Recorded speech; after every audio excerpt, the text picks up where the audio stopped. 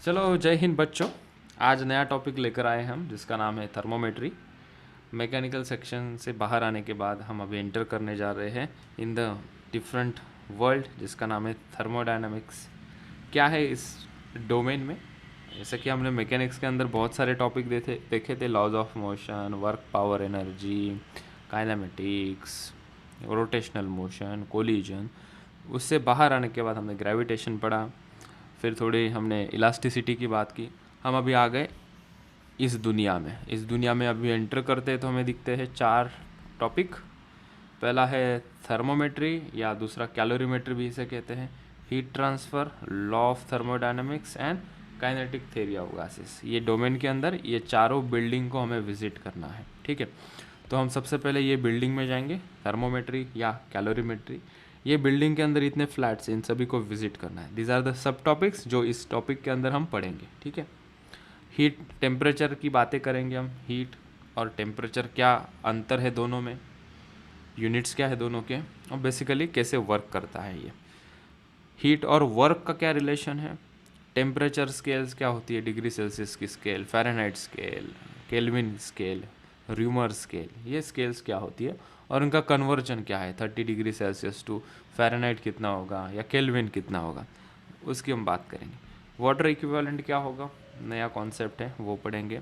Mechanical equivalent of heat क्या होता है, वो पढ़ेंगे।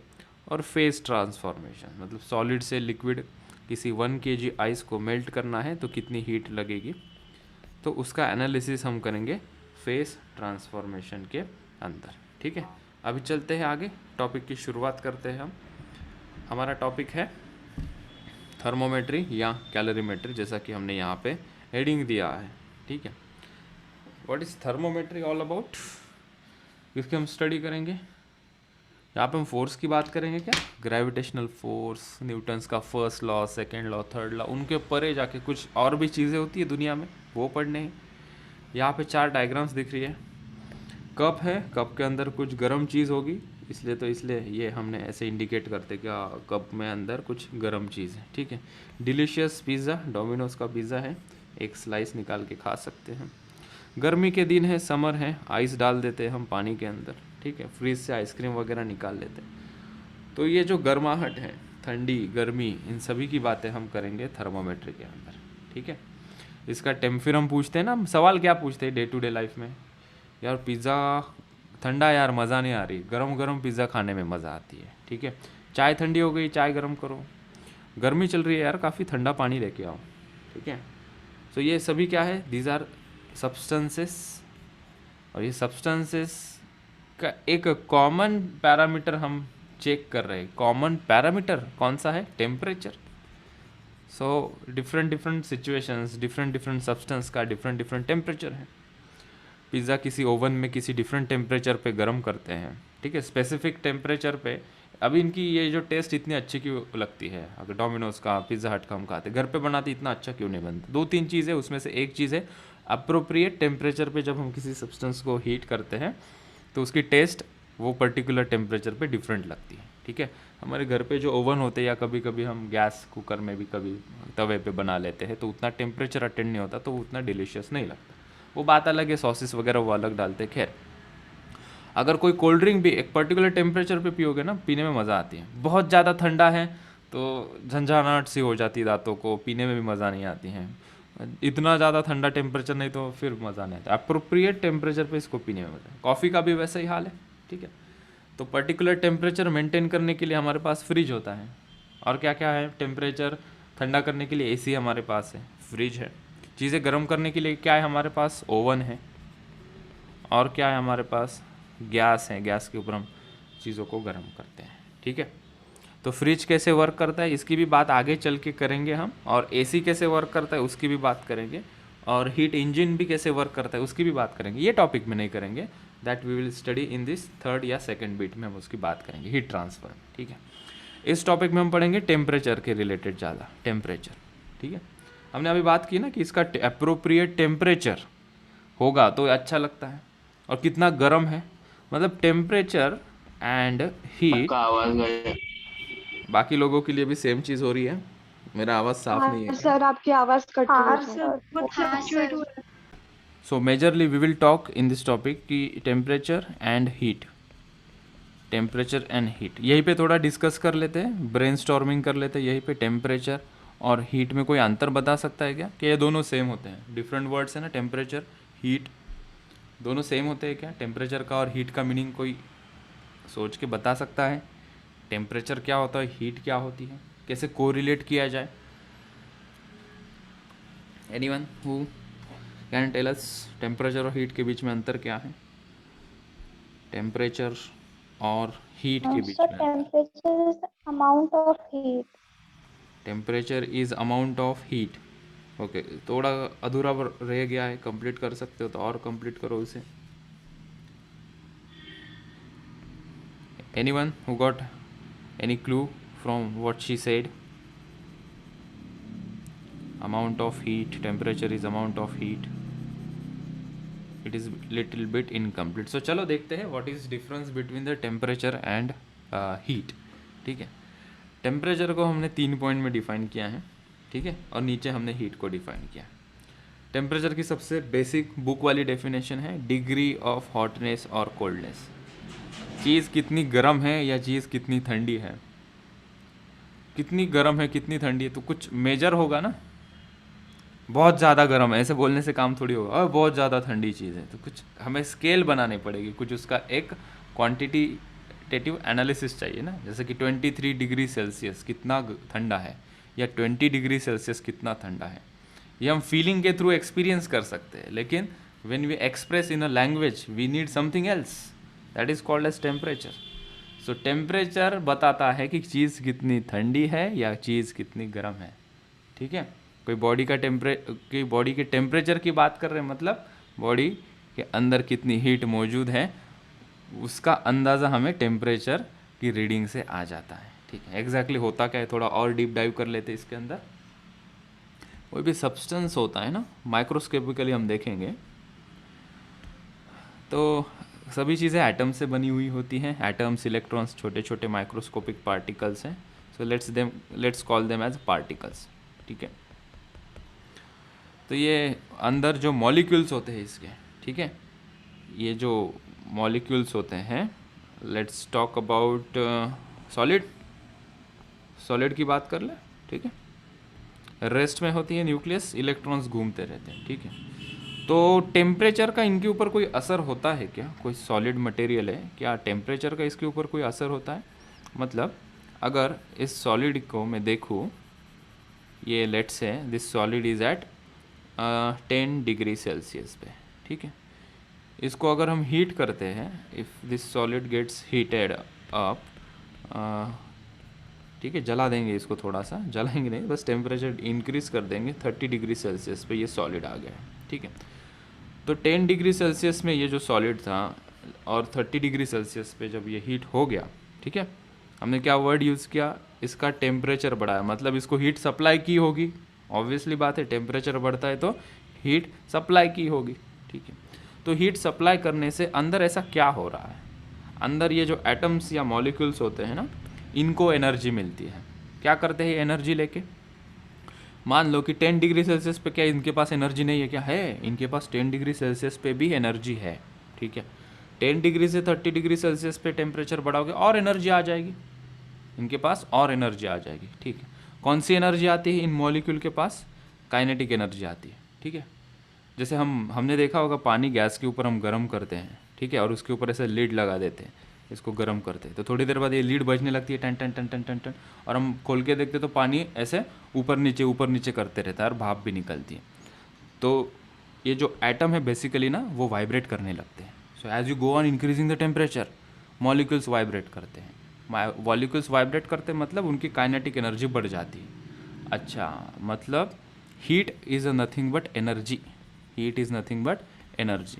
हीट सप्लाई किया मतलब एनर्जी बढ़ी। एनर्जी कौन सी बढ़ती है मॉलिक्यूल की?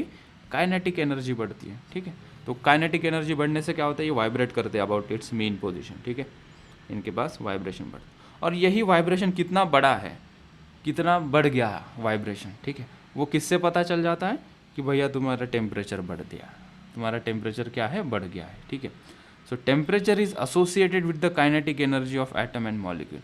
ऐसा नहीं है कि हम इंडिविजुअल एटम की काइनेटिक एनर्जी की बात कर रहे हैं, हम पूरे सब्सटेंस की बात कर रहे हैं। इंडिविजुअल एटम की काइनेटिक एनर्जी मेजर करना कितना डिफिकल्ट काम है, एक तो दिखता नहीं है वो, ठीक है, और ऐसे पार्टिकल थोड़ी ना दिखते हैं, नेकेड ऐसे तो पॉसिबल ही नहीं है, ठीक है। ऑन एन एवरेज इसकी काइनेटिक एनर्जी मॉलिक्यूल की कितनी होगी उसका एक अंदाज़ा कौन देता है, टेम्परेचर देता है। तो हम बोल सकते हैं ना कि 10 डिग्री सेल्सियस पे काइनेटिक एनर्जी मॉलिक्यूल की कम है वो सब्सटेंस की, 30 डिग्री सेल्सियस पे वो मॉलिक्यूल्स की काइनेटिक एनर्जी कैसी है, ज़्यादा है। Just by measuring the temperature हमें इसका अंदाज़ा आ गया कि काइनेटिक एनर्जी का क्या होता है, ठीक है। तो अगर हम थोड़ा पीछे चले जाएंगे, उसको ठंडा कर देंगे, -20 डिग्री सेल्सियस तक इस सब्सटेंस को हमने कूल किया, ठीक है। कूल करना मतलब क्या, इसके अंदर से हीट को निकाल लेना, एक ही मीनिंग है, करेक्ट मीनिंग तो यही होगा ना, इसको एक्सेस जो हीट है वो सराउंडिंग में चली जाए और ये अपनी काइनेटिक एनर्जी लूज कर जाए, मतलब हमने इसको क्या किया, कूल किया। पता कैसे चला, just by seeing -20 degree Celsius हमें अंदाज़ा आता है कितना ठंडा कितना गर्म होगा। तो इसकी काइनेटिक एनर्जी मॉलिक्यूल्स की क्या हो जाएगी, धीरे धीरे कम हो जाएगी, ठीक है। सो टेम्परेचर से हमें काइनेटिक एनर्जी, इस मॉलिक्यूल सब्सटेंस के मॉलिक्यूल के काइनेटिक एनर्जी का अंदाज़ा आ जाता है, ठीक है। थर्ड पॉइंट कैसे डिफाइन किया हमने और टेम्परेचर को, it is a measure of motion of molecules, वही चीज़ है, कितना मोशन कर रहा है हमें अंदाज़ा आ जाएगा। 30 डिग्री सेल्सियस पे ज़्यादा मोशन होगा, 50 डिग्री सेल्सियस पे ज़्यादा मोशन होगा, -20 डिग्री सेल्सियस पे इसका मोशन थोड़ा और कम हो जाएगा, ठीक है। सो टेम्परेचर को घटाने से हम क्या कहेंगे, मॉलिक्यूल का मोशन कम हो जाता है, ठीक है। फिर हीट क्या होती है, नीचे देखते हैं, what is heat. Heat is a flow of energy from one body to another body as a result of temperature difference, ठीक है। मान लो मेरे पास एक बॉडी है और ये दूसरी बॉडी है। ये पहली बॉडी जो है ना, ये है, कितना टेम्परेचर ले ले, इसको लेते हैं 50 डिग्री सेल्सियस पे है, 50 डिग्री सेल्सियस, ठीक है। और ये दूसरी बॉडी है, उसका टेम्परेचर है 10 डिग्री सेल्सियस,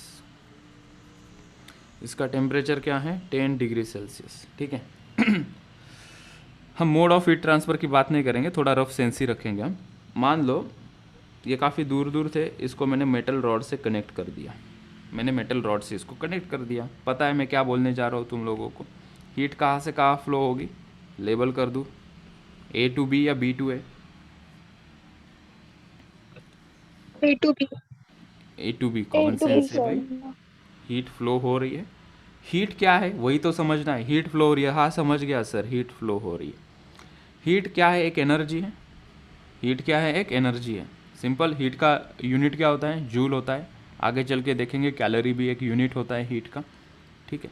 वर्क का यूनिट क्या होता है, वो भी क्या होता है, जूल होता है, ठीक है। हीट क्या है, it is a form of energy which is flowing from one body to another body. यहाँ पे हीट फ्लो हो रही है because of temperature difference, higher temperature से लेकर लोअर टेम्परेचर की तरफ हीट का चलना, एनर्जी का फ्लो होना यहाँ पे हमें दिख रहा है आसानी से। कब तक फ्लो होते रहेगा भाई, जब तक दोनों बॉडी का टेम्परेचर सेम ना हो जाए। ये वही बात हुई ना कि ये टाँकी में पानी इतना भरा हुआ है, पानी के साथ एनालॉजी लगती है, और ये है टाँकी जिसका पानी इतना ही भरा हुआ है, दोनों को पाइप से जोड़ दिया तो यहाँ से यहाँ पानी फ्लो होगा A to B। कब तक पानी फ्लो होगा, जब तक दोनों की लेवल सेम ना हो जाए। दोनों टाँकी के अंदर पानी की लेवल सेम है, यहाँ तक है, पाइप लगा दो, क्या पानी ट्रांसफ़र होगा क्या यहाँ से यहाँ तक, A to B पानी ट्रांसफ़र होगा क्या, नहीं, दोनों की लेवल कैसी है, सेम। वैसे ही यहाँ पे पानी की जब हम बात कर रहे थे तो वाटर लेवल की हमने बात की थी, ठीक है। वाटर लेवल डिफरेंट है दोनों कंटेनर में, तो पानी फ्लो होगा भाई। यहीं पे टेम्परेचर डिफरेंट है सब्सटेंस के बीच में, और उनको कनेक्ट कर दोगे तो यहाँ पे एनर्जी का ट्रांसफ़र होगा। वहाँ पे पानी फ्लो हो रहा था, यहाँ पे क्या हो रही है, हीट फ्लो हो रही है। और हीट क्या है, it is a form of energy, ठीक है। और हीट क्यों फ्लो होती है, because there is a temperature difference between the two bodies, ठीक है। सो टेम्परेचर एक बड़ा अच्छा इंडिकेटर है ना हमारे पास। टेम्परेचर क्या है, एक इंडिकेटर है, जो हमें किसकी इन्फॉर्मेशन देता है, हीट की इन्फॉर्मेशन देता है कि हीट कहाँ चलेगी, किसी बॉडी के पास कितनी हीट होगी और कितनी हीट होगी तो वो क्या करेगा, वो सब समझने के लिए एक छोटा मस्त इंडिकेटर कौन है हमारे पास, टेम्परेचर। सो टेम्परेचर से हमने हीट को मस्त डिफाइन किया। देखो कि टेम्परेचर डिफरेंस है तो पता चल गया हमें, हाँ टेम्परेचर डिफरेंस है मतलब ये 50 से 10 है, मतलब हीट कहाँ से कहाँ जाएगी, यहाँ से यहाँ जाएगी। और क्या पता चला टेम्परेचर से, ये ए बॉडी के पास ज़्यादा हीट है, क्योंकि ज़्यादा टेम्परेचर मतलब ज़्यादा हीट होगी, कम टेम्परेचर मतलब कम हीट होगी। ठीक है, इट इज़ इम्पॉर्टेंट पॉइंट। हाँ, सेकेंड पॉइंट क्या है, अभी हम फर्स्ट पॉइंट को डिफाइन कर लेना, टेम्परेचर डिफरेंस के कारण हीट फ्लो होती है, बहुत सही। It is important two point out that matter does not contain heat. Matter does not contain heat, पकड़ के नहीं रखता हीट।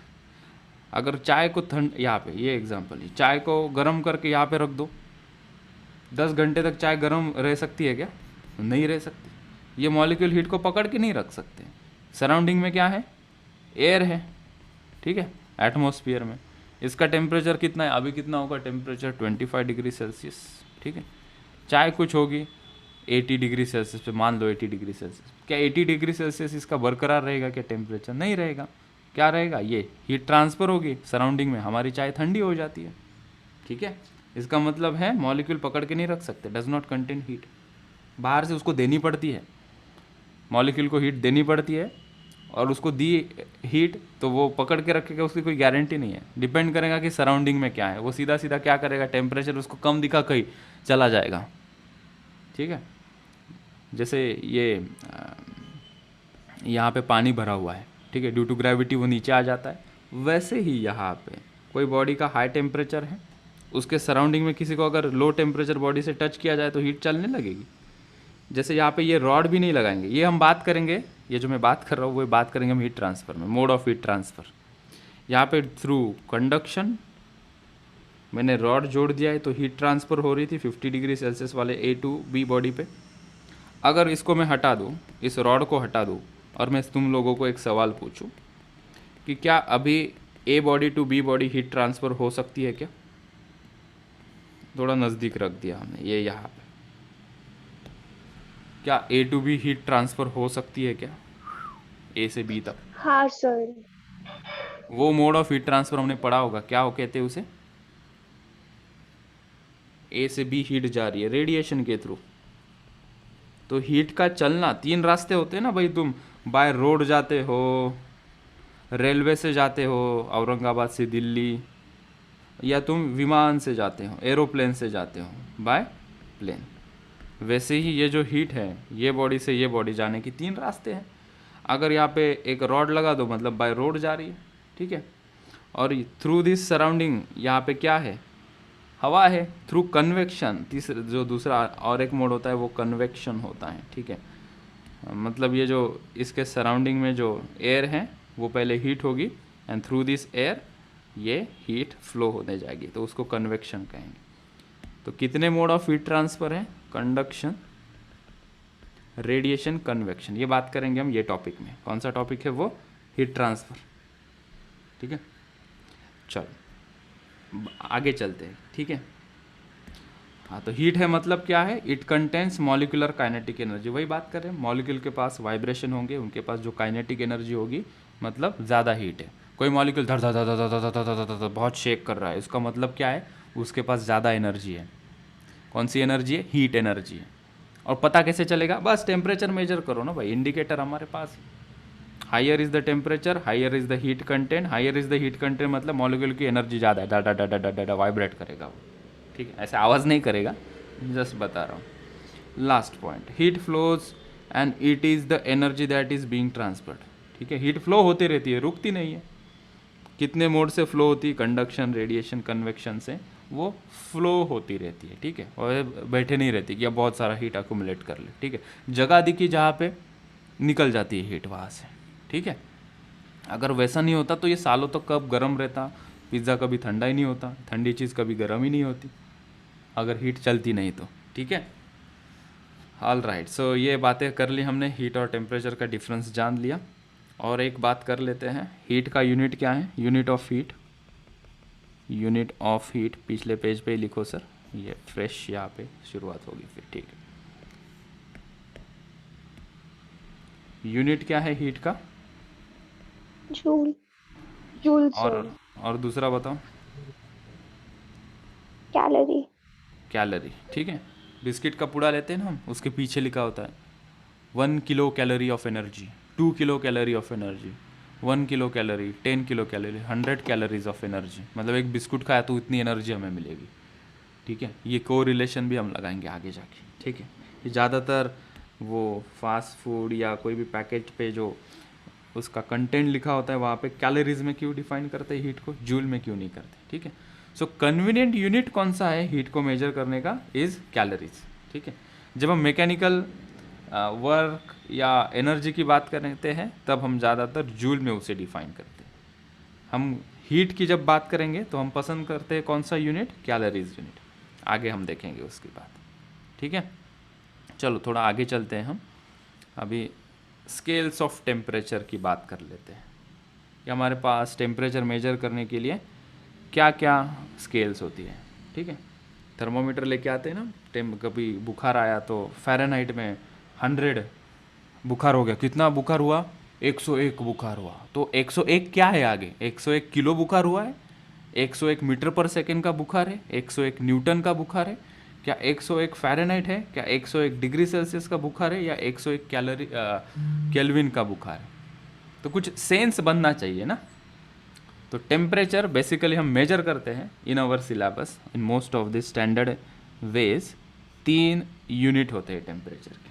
तुम लोगों को पता है डिग्री सेल्सियस होता है, डिग्री फ़ारेनहाइट होता है, और केल्विन होता है। डिग्री केल्विन नहीं कहते, केल्विन कहते हैं उसे, ठीक है।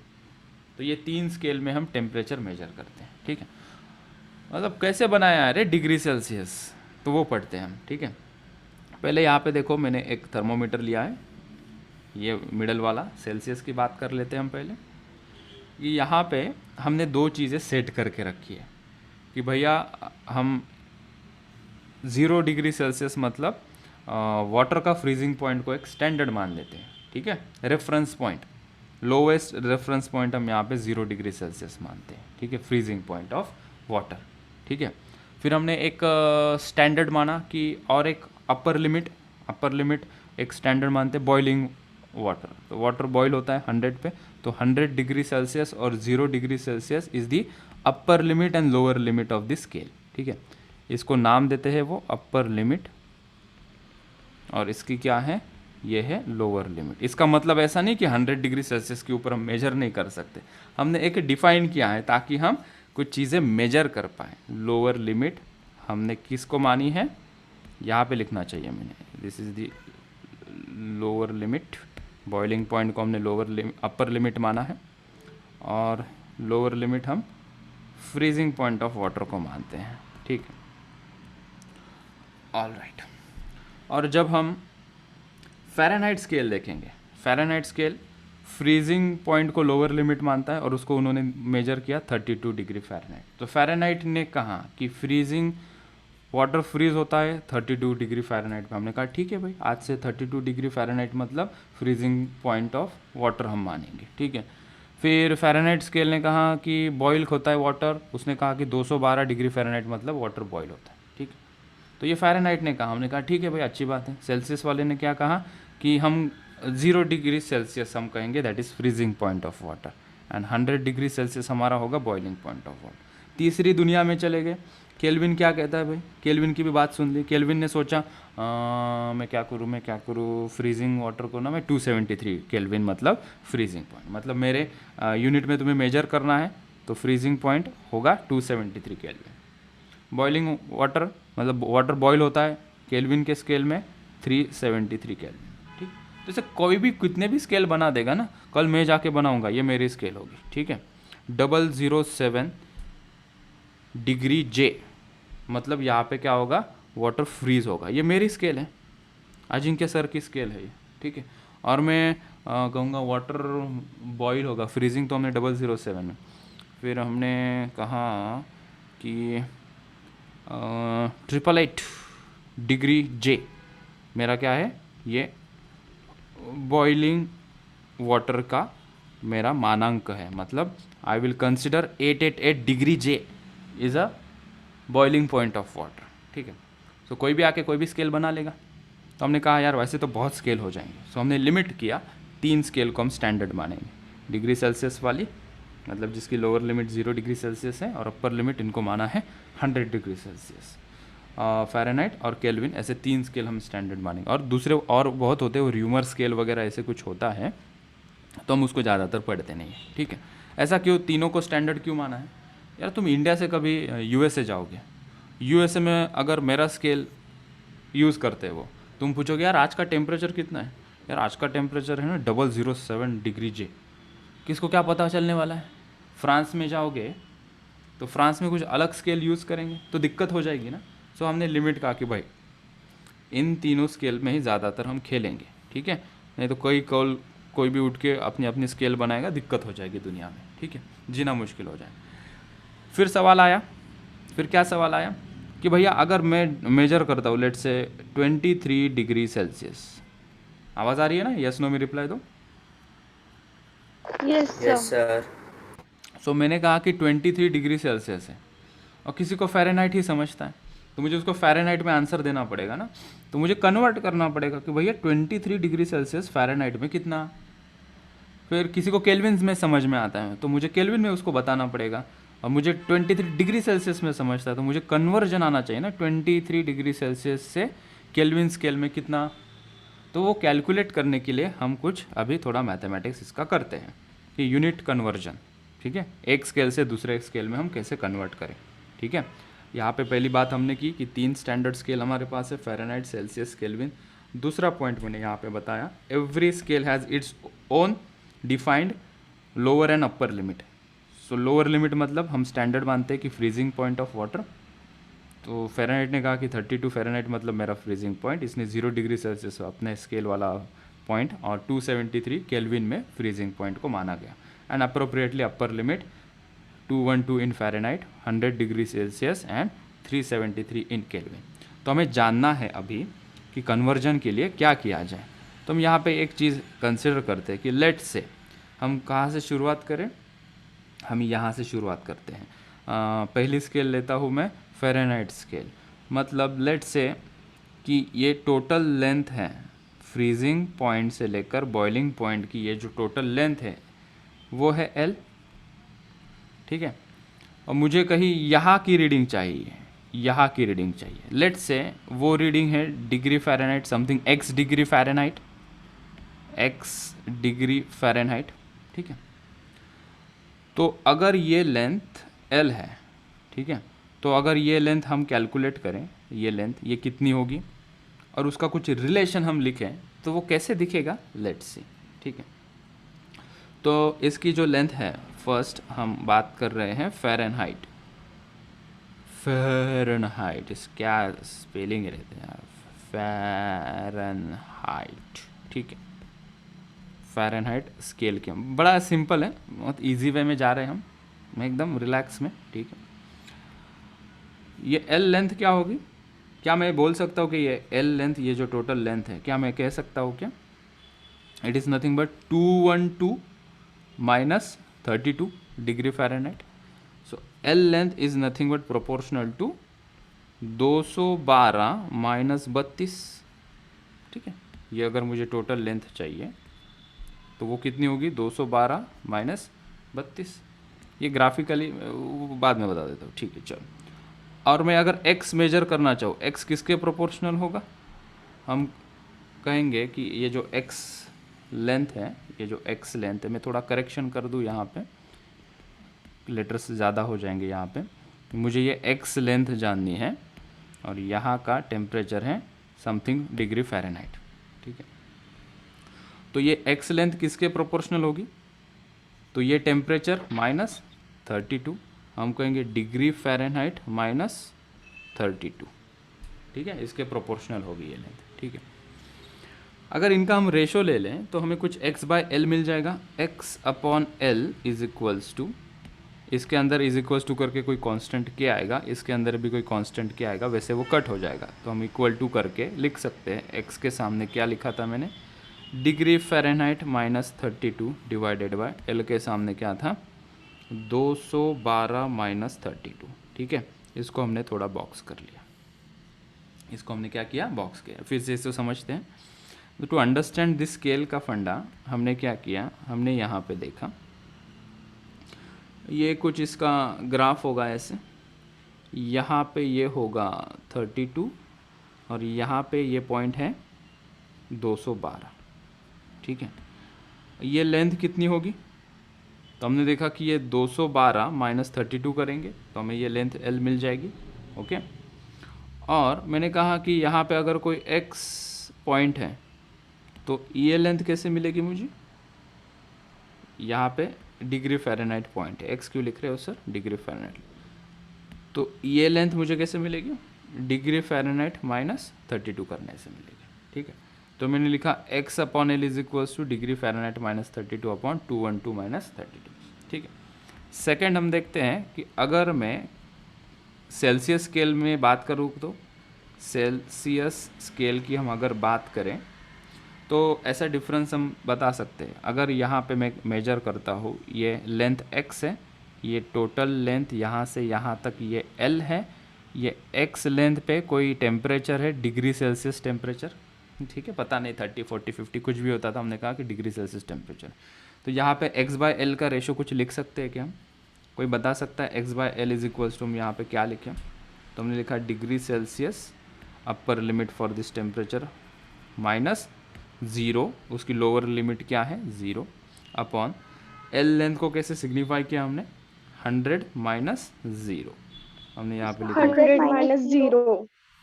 तो ये सेल्सियस स्केल का हमें एक रीडिंग मिल गई x/L की, ठीक है। हम थर्ड स्केल में चलते हैं, यहाँ पे हम थर्ड स्केल यहाँ पे लिखते हैं किसकी, अभी केल्विन काका की, केल्विन स्केल में। तो केल्विन स्केल के अंदर से x/L का रेशो हम क्या बोल सकते हैं, केल्विन माइनस, यहाँ पे अगर मानते हैं कि ये x लेंथ है जहाँ पे केल्विन टेम्परेचर है, सम केल्विन टेम्परेचर, ये टोटल लेंथ L है, तो x को हम लिख सकते हैं केल्विन माइनस 273, ये अपर माइनस 273 डिवाइडेड बाय L को क्या लिखेंगे हम 373 माइनस 273, ठीक है। तो 3 डब्बे मिल गए हमें x/L और x/L के, ठीक है। ये हमें बताएगा कि डिग्री फ़ारेनहाइट से केल्विन के लिए क्या रीडिंग होगी, मतलब 35 डिग्री फ़ारेनहाइट मतलब कितना केल्विन, तो हम इन दोनों को कंपेयर करेंगे, बताऊंगा मैं आगे चलेंगे। अभी डिग्री सेल्सियस 5 डिग्री सेल्सियस मतलब कितना केल्विन, तो हम इन दोनों रीडिंग्स को कंपेयर करेंगे, ठीक है। हम अभी नेक्स्ट पेज पे चलते हैं इन तीनों रीडिंग को लेके। x/L की रीडिंग मुझे मिली है ये, x/L इन सेल्सियस स्केल हमें ये मिला है ये, और हमें केल्विन स्केल में इसका जो स्लोप मिला है एक्चुअली ये मिला है, ठीक है। इन तीनों को अगर हम इक्वेट कर दें, क्योंकि x/L हमने रेशो जो निकाला, हम तीनों को इक्वेट करेंगे तो एक अच्छा एक हमें इक्वेशन मिल रहा है यहाँ से। तो हम इसको लिखते हैं, if I bring all this 3 terms here, we can say degree Fahrenheit, I need different colour, representation भी ज़रूरी होता है, degree Fahrenheit minus 32 divided by 212 minus 32 is equals to degree Celsius minus 0 upon 100 minus 0 is equals to kelvin minus 273 upon 373 minus 273।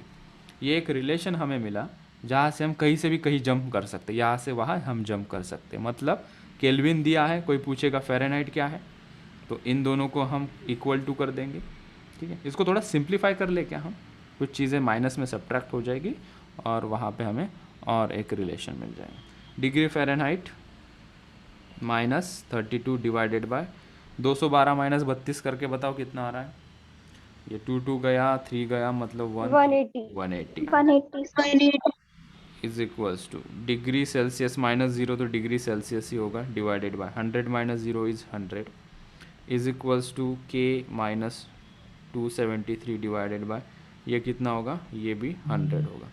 तो हमने ये याद रखा, ठीक है, गायब होके सब दिखता है यहाँ पे तो, ठीक है। So we got this 3 scales, different different scale का कन्वर्जन डिफरेंट स्केल में कितना होगा ये हमें यहाँ से मिल गया, ठीक है। कुछ एग्जाम्पल करेंगे तो समझ में आएगा एग्जैक्टली क्या कहना क्या चाहते हो, वो समझने के लिए न्यूमेरिकल करना पड़ेगा।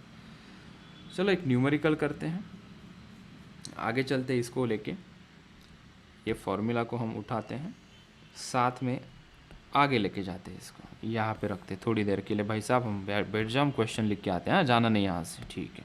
तो एक एग्जांपल हमने यहाँ पे लिखा, express a temperature of 60 degree Fahrenheit in, Fahrenheit को मतलब कन्वर्ट करो in degree Celsius and in kelvin. तो हमें कहा गया कि भैया 60 डिग्री फ़ारेनहाइट को कन्वर्ट करो डिग्री सेल्सियस में एंड केल्विन में, ठीक है। तो सबसे पहले हम कन्वर्ट करते हैं इसे डिग्री सेल्सियस में। सबसे पहले हम क्या करेंगे, 60 डिग्री फ़ारेनहाइट को मुझे देखना है कितना डिग्री सेल्सियस है, ठीक है। तो हमारे पास ये रिलेशन है, इस रिलेशन से हमें फ़ारेनहाइट और डिग्री सेल्सियस के स्केल का कन्वर्जन चाहिए, तो इन दोनों को उठा के लेके आते हैं यहाँ पे, ठीक है। So what we will write, पहले वो रिलेशन लिख लूँ, degree Fahrenheit -32 divided by 180 is equals to degree Celsius upon 100। तुमने बचपन में इसे किया होगा। इस स्केल को हम और थोड़ा सा सिंप्लीफाई अगर कर लेते हैं यहाँ पे, तो ये 0 0 ये कट हो जाएगा, ये 0 ये कट हो जाएगा, और ये रिलेशन कितना हो जाएगा, degree Fahrenheit -32 upon 18 is equals to degree Celsius upon 10, ठीक है। तो ये कितना हो जाता है, नीचे 5 हो जाएगा ये, और ये कितना हो जाएगा 9 हो जाएगा। तो कुछ बच्चे ऐसे भी याद रखते थे स्कूल में, डिग्री फ़ारेनहाइट से अगर उनको डिग्री सेल्सियस में कन्वर्ट करने को बोला तो वो सीधा सीधा ये रिलेशन लिखते थे, degree Fahrenheit -32 upon 9 is equals to degree Celsius upon 5। ये हमने कभी बचपन में देखा होगा, ये यहाँ से आया था, ठीक है। ऐसा अगर तुम्हें डायरेक्टली याद है तो ऐसा करो, कोई बात नहीं। अगर नहीं याद है तो ये अपना ब्यूटीफुल सा रिलेशन है, वहाँ से हमें ये चीज़ मिल जाती है। खैर चलो हम यहाँ तक आ गए हैं। तो डिग्री फ़ारेनहाइट कितना है, वो 60, तो यहाँ पे 60 लिखो। तो ये हो गया 60 -32 divided by 9 is equals to, वो कितना डिग्री सेल्सियस बनेगा, उसको कह देते हैं एक्स। सो मीनवाइल हम उसको क्या कहते हैं, एक्स डिग्री सेल्सियस। तो एक्स डिग्री सेल्सियस अपॉन 5 लिखा। कितना आएगा, सॉल्व करके बताओ मुझे, एक्स डिग्री सेल्सियस का आंसर कितना आ रहा है, 60 32 divided by 9 into Yes, sir. 15.5. सो मैं लिख दूँ यहाँ पे 15.5 डिग्री सेल्सियस। हाँ सर। ओके, सो हमें कन्वर्जन मिला। कितने सिंपल क्वेश्चन, बचपन वाली चीज़ है, लेकिन थोड़ा आधुनिक तरीके से हमने स्केल का कन्वर्जन यहाँ देखा। दूसरा वाला कंप्लीट कर सकते हैं, वो भी केल्विन वाला स्केल। इसे मैं फिर से दोहरा दूँ, जिनको थोड़ा सा समझ में नहीं आ रहा होगा तो 60 फ़ारेनहाइट को कितना डिग्री सेल्सियस में, तो हमने ये रिलेशन निकाला है। इसे याद रखोगे तो बहुत अच्छी बात होगी। याद रखने का तरीका भी आगे चल के बता दूंगा मैं, कि इसे रटने की भी ज़रूरत नहीं पड़ेगी। सो मीनवाइल इससे थोड़ा काम चला लेते हैं। Fahrenheit to degree Celsius convert करना था, तो इन दोनों को इक्वेट किया हमने। ये सिंप्लीफाई हो रहा था तो मैंने 0 0 काट दिया, 2 5 10 एंड 2 9 18, तो ये बन गया। यहाँ पे 60 फ़ारेनहाइट को कन्वर्ट करना था डिग्री सेल्सियस में, तो फ़ारेनहाइट के जगह पे 60 लिखना है, यहाँ पे 60 गलती से मत लिखना, ठीक है। तो ये 60 है, तो ये कितना है, x है, तो x की वैल्यू हमारी कितनी आई, 15.5, ठीक है। चलो अभी वो केल्विन में कन्वर्ट करो, बताओ कितना आ रहा है। 248.5 kelvin.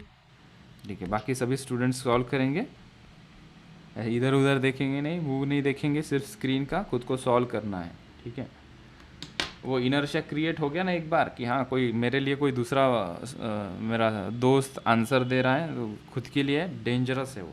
It's a poison if you are just looking at your mobile screen and doing nothing, it's a poisonous for you.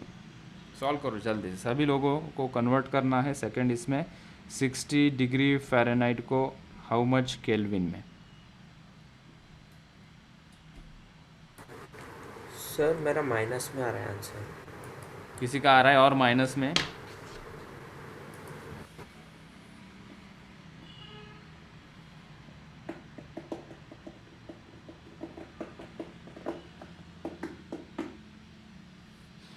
कैसे प्लॉट करेंगे इसको? हमने फ़ारेनहाइट स्केल देखी, ये फ़ारेनहाइट स्केल है और ये केल्विन स्केल है, दोनों को लेकर आते हैं यहाँ पे। सो हमने लिखा degree Fahrenheit -32 divided by 180 is equals to K -273 divided by 100। ठीक है, तो अभी पता है ये टोटल 5 हो गया और ये टोटल कितना हो जाएगा 9। तो थोड़ा सिंप्लीफाई कर लेंगे, कैलकुलेशन में आसानी हो जाएगी। कितना फ़ारेनहाइट है? 60 फ़ारेनहाइट है, तो 60 -32 divided by 9 is equals to K -273 divided bye 5। बताओ, इसे सॉल्व करके बताओ कितना आ रहा है ये। So 288.5. सो सर केल्विन में कितना आ रहा है? -288 सर। किसी का माइनस आ रहा है? नहीं सर, 60। पॉजिटिव नहीं नहीं सर, आएगा पॉजिटिव भी आता है। तो हाँ ये हो सर। गया 28, इधर ये हो गया 28 divided by 9 into 5 is equals to, mic बंद करो, के -273। ठीक है, तो ये 273 जब इधर चला जाएगा तो केल्विन में हमारा आंसर पॉजिटिव ही आ रहा ना रे। 28 divided by 9 into 5 plus 273, negative आने की कोई चांस नहीं है। कितना आया ये सॉल्व करके बताओ जल्दी आंसर। 288.5. 288.5. 88.5। ठीक है, वो जो रीडिंग आई है उसको x मान लेते हैं, विच इज स्केल। आंसर हमारा आ रहा है पॉजिटिव। ठीक है, कैलकुलेशन मिस्टेक मत। गलती हो गई। और एक क्वेश्चन करते हैं। क्वेश्चन ऐसा है, एग्जाम्पल नंबर 2 में calculate the temperature which has the same value on Celsius and Fahrenheit. Second, Fahrenheit, कितना दिक्कत वाला स्पेलिंग है यार इसका। Fahrenheit and kelvin scale. हमें बताइए भाई, ऐसा कौन सा कॉमन नंबर आएगा कि इसका भी टेम्परेचर और इसका भी टेम्परेचर दोनों स्केल में सेम है और सेम नंबर से आएगा। ये चीज़ हमें पूछी है। दूसरा, फ़ारेनहाइट और केल्विन स्केल के अंदर ऐसा कोई कॉमन डिजिट नंबर बताओ जो दोनों यहाँ पे सेम टेम्परेचर बताए। Calculate the temperature which has the same value on Celsius and Fahrenheit scale. तो फर्स्ट पहले सॉल्व करके बताओ इन सर दोनों फर्स्ट के का लिए। आंसर है 40 डिग्री। 40 डिग्री प्लस या minus? Minus sir, -40 -40। Fahrenheit and kelvin scale?